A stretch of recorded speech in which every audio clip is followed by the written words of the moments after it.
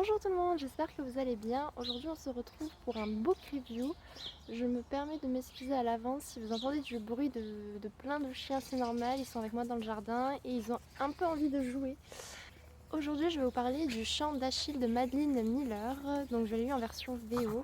C'est un roman qui est assez connu, en tout cas on en entend énormément parler sur Instagram, bon sur TikTok même si je suis pas du tout sur ce réseau social là. Et comme on en entend énormément parler, j'ai fini par moi-même donc voir ce bouquin passer. Et quand j'ai vu qu'en fait il s'agissait d'une sorte de réécriture de la mythologie grecque, j'ai craqué et je l'ai pris. Je vais vous raconter très brièvement les grandes lignes pour faire un peu un résumé. On va donc suivre Patrocle qui est le narrateur de cette histoire et qui est un prince qui finit par être exilé parce qu'il a par accident tué un autre enfant d'un autre roi. Et donc, dans son exil, il va se retrouver dans la cité où vit Achille même, fils du roi Péléus. Alors d'ailleurs, je tiens à le souligner, si jamais parfois vous pensez que je dis le nom d'un roi ou d'un personnage mythologique grec faux, je m'en excuse d'avance, mais comme j'ai la version VO, il y a des noms parfois que je ne connais qu'en version anglaise ou alors que j'arrête pas de confondre et qu'au lieu de dire la version française, j'ai la version anglaise, donc je m'en excuse d'avance si ce genre d'événement arrive. Patrocle va rencontrer Achille et à partir de ce moment-là, ils vont devenir plus ou moins partenaires, compagnons dans leurs petites aventures. Et il va y avoir bien sûr plus que cela, il y a aussi un peu de la romance. Et on est en plein donc dans la guerre de Troie. Donc je vais dans un premier temps vous donner mon avis sans spoilers et ensuite avec spoilers. La plume de l'auteur vraiment est très très belle. Je sais pas du tout ce que ça donne en traduction le rendu. Mais moi j'ai vraiment beaucoup aimé. Et en plus de ça, je trouve que pour le coup, ce roman-là, pour quelqu'un par exemple qui souhaiterait se mettre un peu à l'anglais ou en tout cas s'améliorer, qui a déjà quand même des bases, ce bouquin-là est quand même pas mal parce que je le trouve vraiment très très très facile d'accès au niveau du vocabulaire. Alors bien sûr, il va y avoir des mots que vous n'allez pas comprendre, mais ce sera absolument pas dérangeant pour comprendre le sens de l'histoire ou de ce qui se passe. Vraiment. Même moi, sincèrement, bon, j'ai un niveau avancé quand même, mais il y a eu vraiment très très très peu de mots qui m'ont posé problème, où vraiment je me suis dit je connais pas du tout. Donc sincèrement ça m'a un peu troublée parce que c'est assez rare que je tombe sur un bouquin comme ça où vraiment j'ai aucune difficulté à le lire, aucune, à aucun moment. Donc c'est pour ça, si jamais vous voulez un peu vous mettre à l'anglais, je vous le recommande. Et je me dis que peut-être, parenthèse très courte, très brève, mais peut-être que je vous ferai une vidéo un jour si ça vous intéresse sur des bouquins à vous recommander justement pour se lancer un peu dans l'anglais ou en tout cas pour approfondir la langue. Je dois dire que cette réécriture m'a permis d'avoir un peu une autre vision de la mythologie grecque et surtout de l'histoire d'Achille parce que tout d'abord je ne connaissais pas du tout celle de Patrocle. C'est-à-dire que Achille je le connaissais certaines adaptations, notamment par exemple du film 3 avec le célèbre Brad Pitt, Eric Bana, Orlando Bloom. Même par rapport à ce que j'avais lu des extraits de l'Odyssée, de l'Iliade, etc. Je sais pas, et de ce que j'en avais entendu, j'avais pas du tout cette même vision d'Achille que celle que l'on nous fait dans le roman. Et je ne connaissais donc absolument pas Patrocle. Et je ne savais donc pas qu'il y avait un lien entre ces deux personnes-là. Je me fais envahir de chiens. Snobby. D'ailleurs, quand j'ai vu ce qui se passait entre Patrocle et Achille, moi-même je me suis posé des questions et je me suis dit est-ce que c'est l'auteur qui a pris un peu des libertés ou est-ce que dans la mythologie grecque c'est ce qui se passe réellement et je suis juste pas au courant. Donc j'ai été faire des recherches et en fait disons que tout dépend de qui a écrit quoi sur la mythologie grecque à l'époque. C'est-à-dire que selon les ouvrages, c'est un peu ambigu. C'est-à-dire que parfois on laisse sous-entendre que ils sont compagnons, mais compagnons plus plus, ou parfois simplement non, comme des frères de guerre. C'est un peu ambigu, et donc l'auteur ici a décidé de traiter de leur relation-là comme une relation vraiment amoureuse. Et donc, grâce à ce roman, j'ai découvert Patrocle et ce personnage-là, un simple mortel, qui en plus de ça, vraiment pour le coup, comme on le présente au début, n'a vraiment rien pour lui, c'est-à-dire qu'il n'a ni la beauté ni la force. Plus on avançait dans l'histoire en fait, et plus mon attachement s'est développé pour lui et mon détachement pour Achille s'est agrandi. Je ne saurais pas comment vous l'expliquer, mais En fait, je trouvais que dans cette relation-là, Patrocle s'oubliait énormément et que c'était pas forcément une bonne chose pour lui. Et donc, ça m'a fait beaucoup de mal de voir à quel point tout ce à quoi il le pensait toujours pour Achille. Vraiment, il réfléchissait toujours par rapport à l'autre et jamais par rapport à lui. Ça m'a fait un peu de la peine, surtout quand on voit comment évolue Achille. Donc ça, à la limite, je parlerai d'un partie spoilers. Mais tout ça pour dire que c'était très frustrant. Notamment quand il fait certains choix, parce que on se dit mais ces choix-là, il fait vraiment pour l'autre. Ce que je dois avouer, c'est que je ne pensais pas qu'il y aurait de la romance comme ça dans ce roman. Parce que déjà je n'avais pas lu le résumé, j'avais vraiment pas voulu du tout me renseigner dessus. Sur certaines scènes, j'ai dit ah oui d'accord, en fait oui c'est de la romance. Et je vous le dis au cas où quand même parce que je sais que ça peut déranger certaines personnes de manière générale d'avoir des scènes comme ça. Il y a de temps à autre, mais il n'y en a pas beaucoup honnêtement dans tout le roman, mais de temps à autre il y a quelques scènes sexuelles. Pas forcément très explicites, mais quand même on comprend bien ce qui se passe. D'ailleurs, petit warning, mais il y a aussi beaucoup de violence, puisque on parle quand même de la mythologie grecque. Il y a des viols, il y a des agressions, il y a des meurtres sanguinaires et inhumains. Pour un point que je trouve négatif, c'est donc tout un passage du roman qui dure plus de 50 pages, que j'ai trouvé très lent et qui du coup m'a fait ralentir dans ma lecture et m'a un peu dérangée. Et par contre, l'avantage c'est que quand d'un seul coup tout s'est accéléré dans le bouquin, je me suis pris une grande claque dans la figure. Mais ce passage-là, donc c'est en gros pendant la guerre de Troie, elle est très longue, la guerre de Troie elle dure peut-être 200 pages dans le roman. Et forcément on nous raconte ce qui se passe sur le champ de bataille, mais aussi ce qui ne se passe pas, je ne vais pas rentrer trop dans les détails non plus. Mais c'est très très long, il se passe pas grand chose. Et donc ces 50 pages de pas grand chose étaient assez longues et répétitives parce que c'est toujours la même chose. Alors bien sûr, bon, l'auteur va pas non plus réinventer la guerre de Troie, c'est pas le but c'est quand même de rester assez fidèle à la mythologie grecque. Mais c'est vrai que c'était quand même très long et je me dis ça aurait peut-être pu quand même être un peu raccourci, être fait un peu plus rapidement. Quand je vois par exemple la fin, comment certains événements sont décrits de façon très rapide, très brève et de façon très succincte, je pense qu'on aurait pu faire pareil aussi pour tout ce passage-là que j'ai trouvé beaucoup trop long.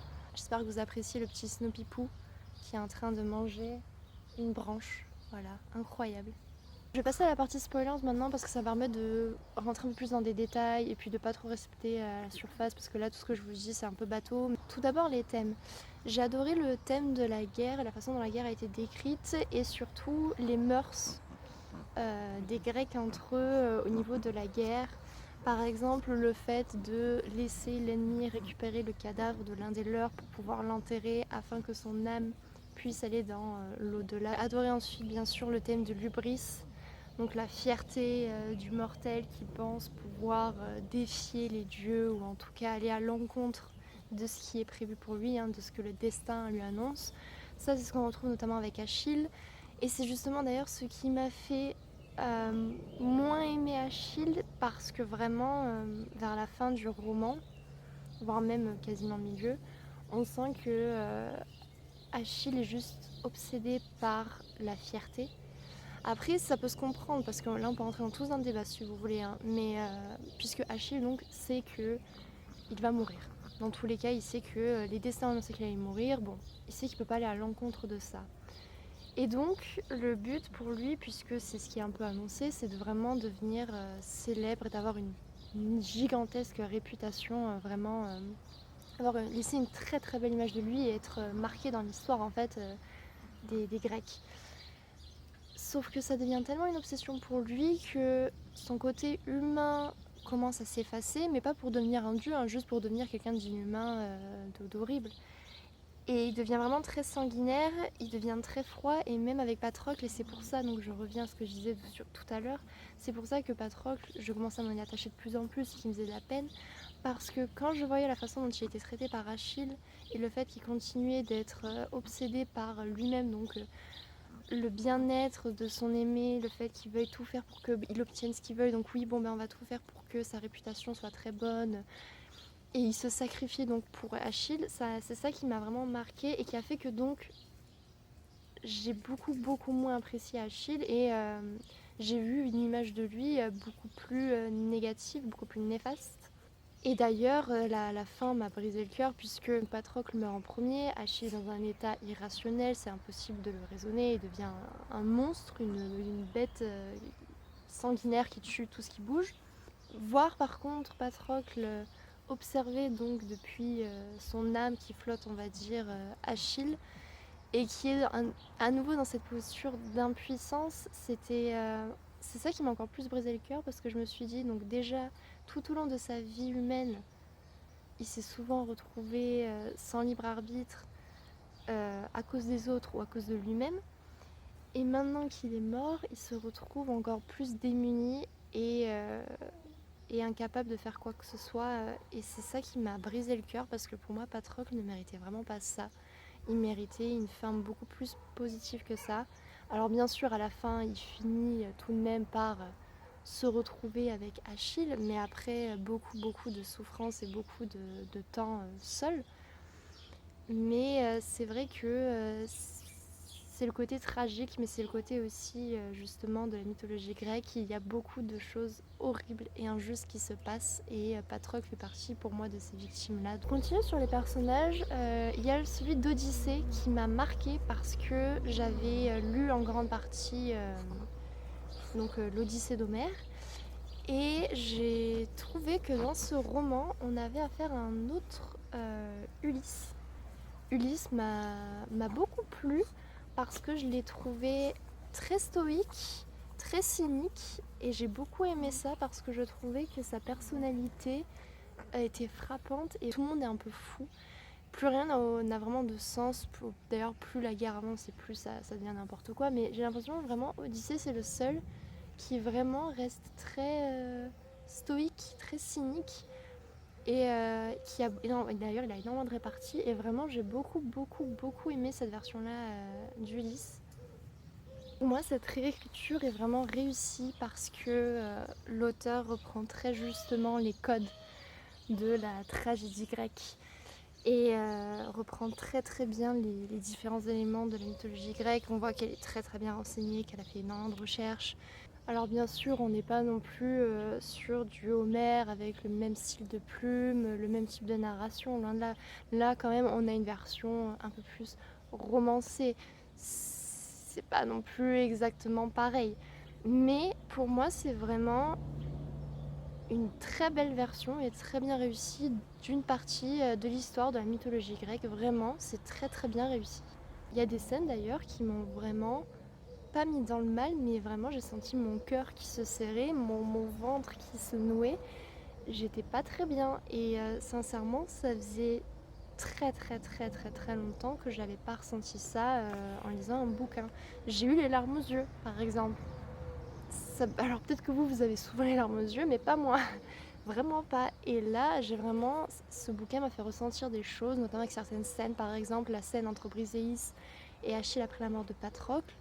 Cette scène déchirante, elle est pour moi tellement bien écrite qu'elle paraît très authentique. Je pourrais aussi parler de la fameuse retrouvaille entre Achille et Patrocle à la toute fin, bien qu'on ne les voit pas se parler entre eux, hein, on n'a toujours que le point de vue de Patrocle. Achille de toute façon est dans l'au-delà, donc justement Patrocle ne veut pas lui parler puisqu'ils ne sont pas au même endroit du tout. Mais même cette scène-là, en fait, tellement on ressentait de la peine pour Patrocle, tellement on se sentait mal pour lui, quand enfin ça y est, il va pouvoir rejoindre Achille. Nous-mêmes, on se sent mais libérés d'un poids et on se dit mais enfin voilà quelque chose de bien pour lui ou de juste en tout cas parce que vraiment, je vous dis, Patrocle pour moi, c'est un héros brisé qui ne sait pas reconnaître sa propre valeur. D'ailleurs, il y a aussi une question de confiance en soi, je trouve, dans ce roman qui est dominante à travers Patrocle, qui pendant très longtemps va se considérer comme une merde, qu'on se le dise. Et qui même après en étant adulte, en étant donc amoureux d'Achille, c'est réciproque en plus, en commençant à prendre de la force un peu, en apprenant plein de choses notamment avec la formation avec Chiron, bah toujours il y a ce côté là où il dit de toute façon je sais pas me battre, je sers pas à grand chose, enfin vraiment un peu comme un fardeau et ça fait énormément de peine à voir. Et par contraste, on a Achille qui, au contraire, est l'excès de confiance en soi, en fait. Vraiment, il représente ça. Même si voilà, le titre s'appelle Le chant d'Achille, pour moi, c'est avant tout l'histoire de Patrocle. Et ça rend un très bel hommage à ce personnage-là, donc de la mythologie grecque, que personnellement je ne connaissais pas et qui pour le coup mérite sincèrement d'être connu. En tout cas, la façon dont l'auteur nous présente ce personnage-là, comment elle nous le dépeint. C'est d'ailleurs justement le côté très humain de ce personnage-là qui fait qu'on s'y attache autant, parce que on est donc ancré dans cette histoire donc de mortels, mais ces mortels-là se comportent pas du tout comme des humains. Entre tous les meurtres, les actes barbares qu'il y a, Patrocle est le seul justement à se détacher de ça et à être contre. Et c'est le seul justement qui essaye de protéger d'autres personnes de ça, à éviter que tous ces actes-là aient lieu. C'était donc tout pour mon avis sur le chant d'Achille. Je pensais que ce serait facile d'en parler comme je l'ai beaucoup aimé, et au final je trouve que j'ai eu du mal, donc j'espère que ce sera clair et pas trop brouillon tout ce que j'ai dit. Je vais essayer de toute façon de voir ce que ça donne au montage. Si vous avez lu ce roman, dites-moi dans les commentaires ce que vous en avez pensé, quels ont été vos personnages préférés. N'hésitez pas à rebondir sur les différents points que j'ai abordés, ça m'intéresserait d'avoir votre avis. Si vous ne l'avez pas lu, j'espère vous avoir convaincu de le lire, car sincèrement je trouve que c'est une très belle adaptation de la mythologie grecque, c'est une très très belle réécriture. On se retrouve donc la semaine prochaine pour une prochaine book review qui portera probablement sur le livre Monstre de Stéphane Servan, mais on verra d'ici là. Quoi qu'il en soit, je vous fais de gros bisous et je vous dis à très bientôt.